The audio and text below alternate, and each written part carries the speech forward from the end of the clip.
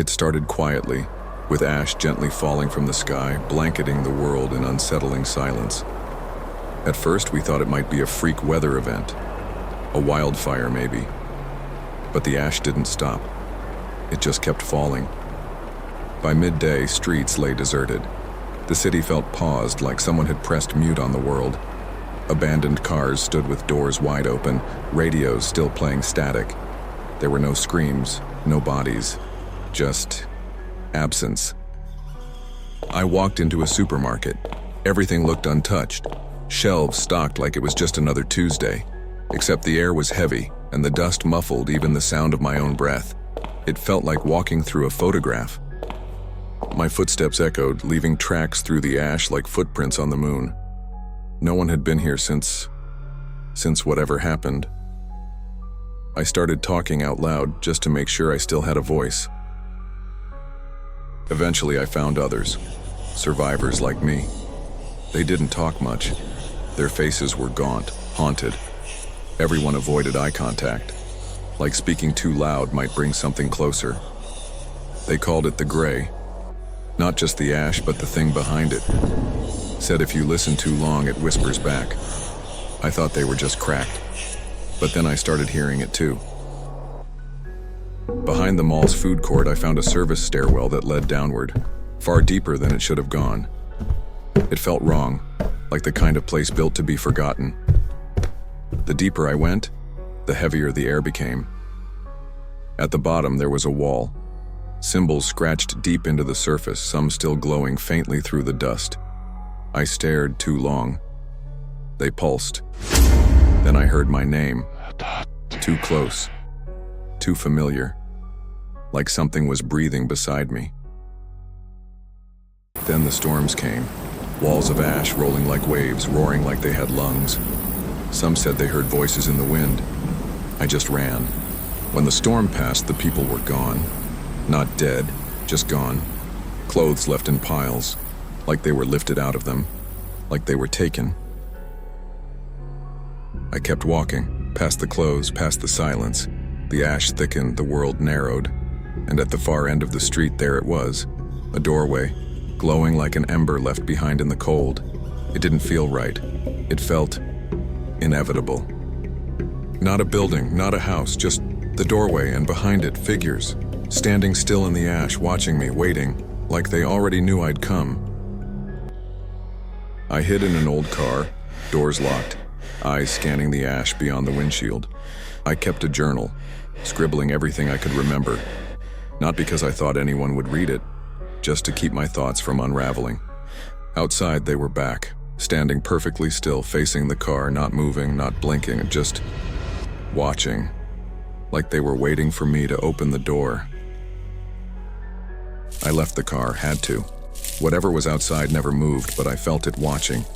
I slipped into an alley, then through a door that led downward. The air changed. Colder, older. I followed a stairwell down into the dark.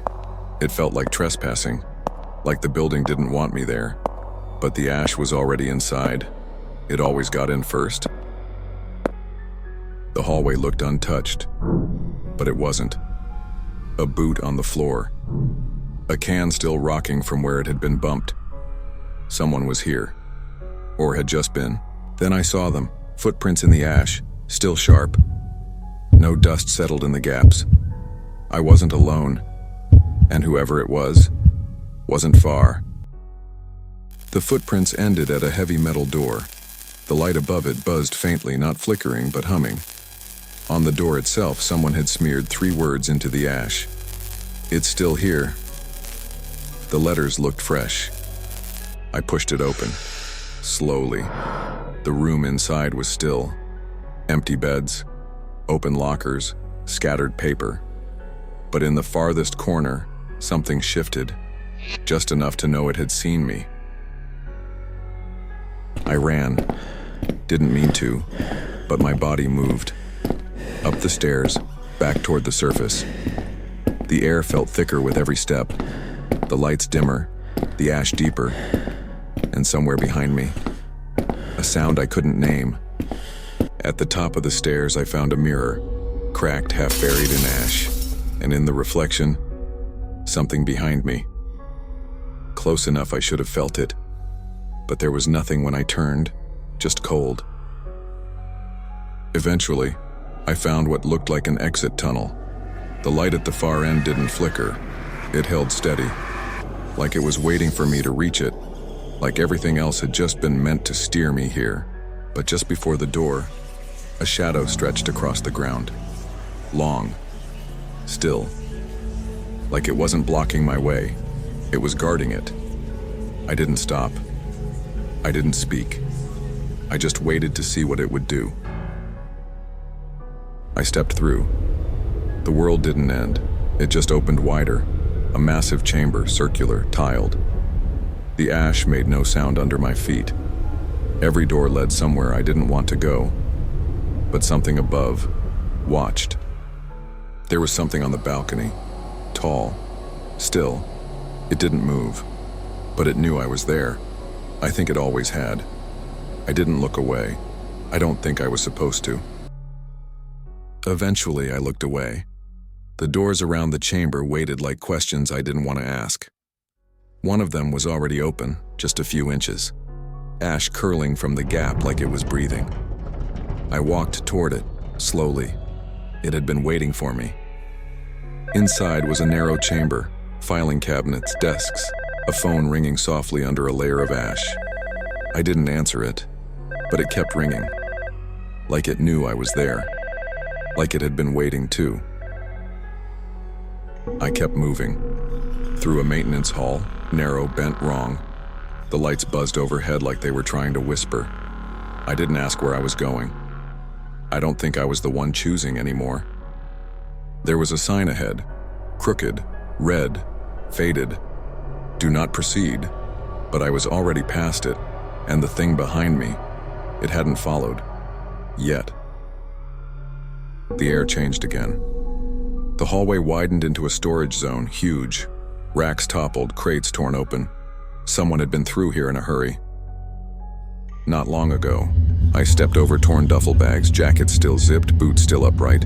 The ash hadn't settled yet, but whatever was ahead, had. The corridor ended at a collapsed vault door. Light spilled out through the cracks. I climbed over the debris and stepped through, hoping there was something on the other side. The last room was empty. Just a man, slumped against the wall, unmoving in the ash. I don't know who he was, but something about the way he sat, like he'd been waiting a long time, I understood. I sat down beside him. If anyone finds this, don't come looking. There's nothing left to fix, just ash, and the ones who couldn't leave it behind.